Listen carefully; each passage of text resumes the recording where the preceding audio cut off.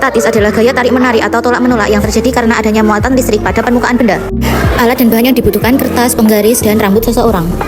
Proses yang pertama, penggaris sebelum digosok ke rambut. Tidak ada kertas yang menempel.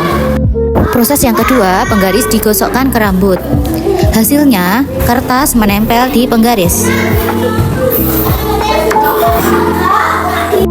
Kesimpulannya, gaya listrik statis dapat terjadi akibat gesekan antara dua benda. Gaya ini dapat menarik benda-benda ringan karena adanya muatan listrik yang terbentuk pada permukaan benda setelah digosok.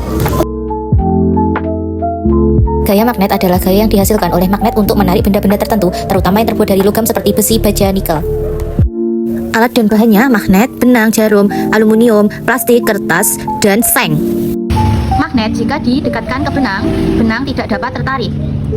Magnet jika didekatkan ke jarum, maka jarum akan tertarik oleh magnet. Magnet jika didekatkan ke potongan kertas, kertas juga tidak bisa tertarik ke magnet. Magnet jika didekatkan ke seng, maka seng akan tertarik ke magnet. Magnet jika didekatkan ke aluminium, maka coba diangkat. Aluminium tidak dapat terangkat oleh magnet. Magnet jika didekatkan ke plastik, plastik tidak dapat terangkat oleh magnet. Kesimpulannya, magnet hanya dapat menarik benda-benda tertentu khususnya yang mengandung logam seperti besi dan seng. Benda-benda non-logam seperti kertas, plastik, dan benang tidak bisa ditarik oleh magnet. Gaya gesek adalah gaya yang muncul ketika dua permukaan saling bersentuhan dan salah satunya bergerak atau berusaha bergerak terhadap yang lain.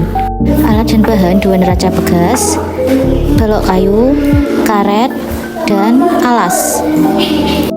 Kaitkan ujung neraca pegas pada balok. Kemudian tariklah neraca pegas ke kanan perlahan-lahan dan catat penunjukan pada skala neraca pegas saat balok mulai bergerak. Tarik terus sampai balok bergerak dan catat berapa gaya yang diperlukan bergerak. Diperoleh hasil sebelum bergerak 0, saat bergerak 0,6, dan sesudah bergerak 0,4.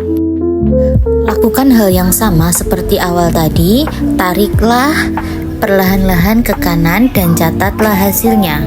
Dan diperoleh hasil sebelum bergerak 0, saat bergerak 0,9, setelah bergerak 0,7. Kesimpulannya, besarnya gaya gesek tergantung pada jenis permukaan benda dan bidang sentuh. Permukaan yang kasar menghasilkan gaya gesek yang lebih besar dibandingkan permukaan licin. Neraca pegas dapat digunakan untuk mengukur besar gaya gesek statis. Gaya pegas adalah gaya yang ditimbulkan oleh pegas ketika diregangkan atau dimampatkan. Karet gelang yang diberi beban bila ditarik ke bawah selama beberapa kali akan bergerak kembali ke atas. Hal ini disebabkan oleh kelenturan dan gaya dorong yang ada pada karet gelang yang menimbulkan gaya pegas. Kesimpulannya, semakin besar gaya yang bekerja pada suatu pegas, semakin besar pula pertambahan panjangnya. Besar konstanta pegas tergantung dari jenis pegas yang bekerja. Gaya berat adalah gaya tarik bumi yang bekerja pada suatu benda. Ambil seutas karet gelang dan ukur panjang karet gelang mula-mula. Lalu gantungkan sebuah beban pada ujung karet. Yang pertama, 20 gram. Kita ukur panjangnya. Diperoleh panjang 5 cm.